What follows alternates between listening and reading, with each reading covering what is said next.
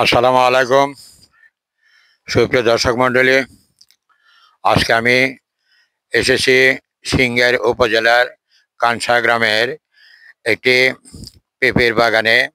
সেই পেঁপের বাগানের উপর আপনাদেরকে একটা প্রতিবেদন দেব।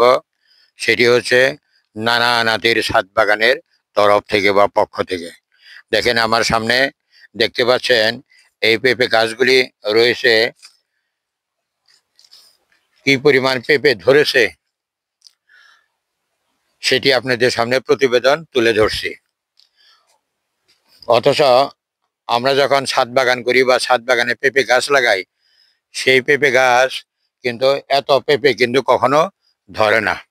কারণ তারা বাগানে যে গাছগুলি করে থাকে এটি হলো প্রকৃতিভাবে করে থাকে, আর আমরা ছাদ বাগানে যেটি করি সেটি হচ্ছে সম্পূর্ণ সীমাবদ্ধ, অর্থাৎ বাউন্ডারির মধ্যে থাকে, যার ফলে পেঁপে গাছ এবং পেঁপের ফলন খুব একটি ভালো হয় না। এখানে যে পেঁপে গাছগুলি লাগানো হয়েছে সম্পূর্ণ সারিবদ্ধভাবে, এবং মাঝখান দিয়ে একটু গর্ত করে দিয়েছে যাতে পানিটা এখানে জমাট না বাঁধে, অর্থাৎ জমে না থাকে। পেঁপে গাছের গোড়ায় যদি কখনো পানি জমে থাকে তাহলে গাছ কিন্তু মরে যাবে। দেখেন এই পেঁপে গাছগুলি, এই গাছেতে অনেকগুলি পেঁপে ধরেছে। এই বাগানটি দেখে আমি সত্যি খুব মুগ্ধ হয়েছি।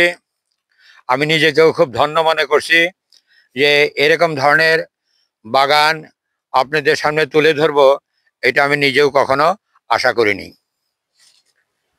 তবে নানা নদীর ছাদ বাগানের পক্ষ থেকে চেষ্টা করে থাকি সবসময় গ্রাম বাংলার যে কৃষি বিষয়গুলি আছে সেগুলি আপনাদের সামনে তুলে ধরার জন্য। আর আমার নিজের যে ছাদ বাগান রয়েছে, ছাদ বাগানে যে আমি বিভিন্ন ধরনের ফল এবং সবজি চাষ করে থাকি সেটির উপর আমি আপনাদের প্রতিবেদন দিয়ে থাকি। এটি একটি বিশাল বাগান। এই বাগানে বেশ কয়েক হাজার পেঁপে চারা রয়েছে।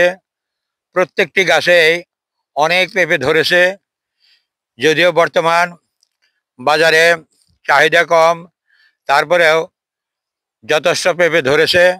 আশা করি ওনার সফলতা অর্জন হবে।